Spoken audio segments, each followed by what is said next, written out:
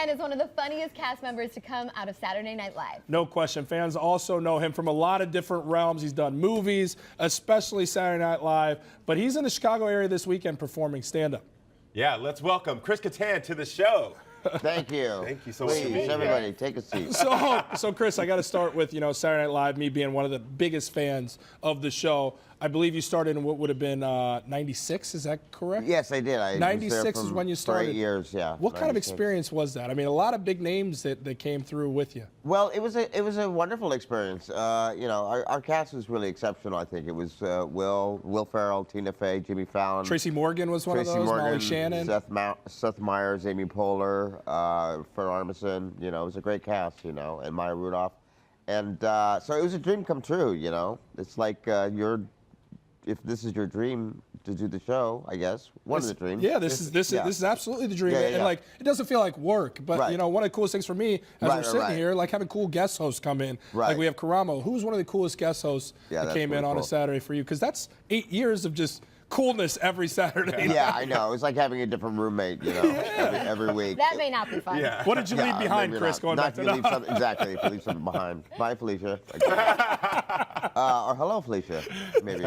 God, there were so many great hosts. I mean, like Tom Hanks is great, and Jim Carrey. Bad host. How about this? Because we like to spill the tea here. Who was somebody you're like, gosh, I don't ever need to come back in? Geez, I don't know.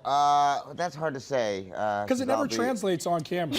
Well, sometimes you never hosted. Actually. I know.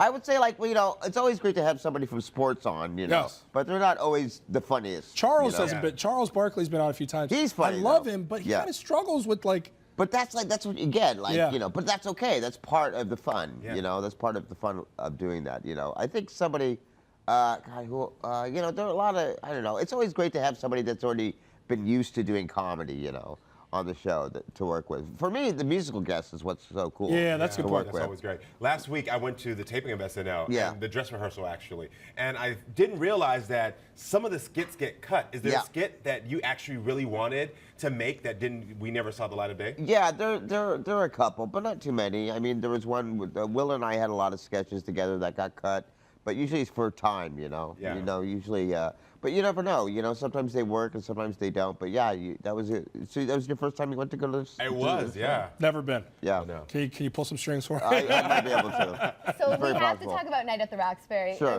It's a cult classic, really. It's one of Jordan's favorite films. Right. Is it still does it still hold up when you watch it back? I haven't seen it in a while. Really? Are you not? So I don't know.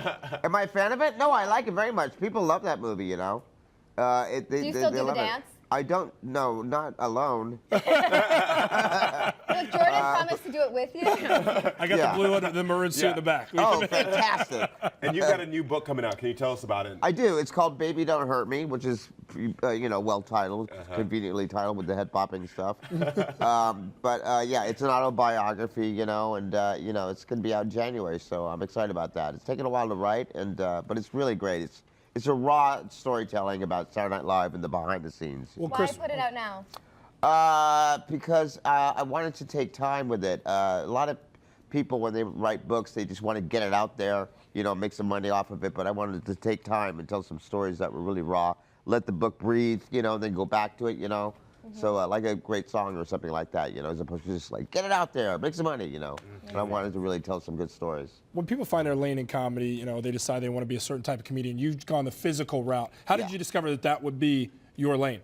Well, it started that way. I started in a group called the Groundlings in Los Angeles. That was an improv group. And that's where I got my footing. And that's where I found out that I could do physical comedy. And that's what I found out was my gift. There you go. Yeah. I was. That's the scene with the Rock, I think it was. That's me this weekend. Yeah. So I don't know if I'll be doing that. Doing stand-up in St. Charles or that's Chicago. Such a good character. But yeah, I'm going to be performing at Zanies. I might do that character for about 2 seconds.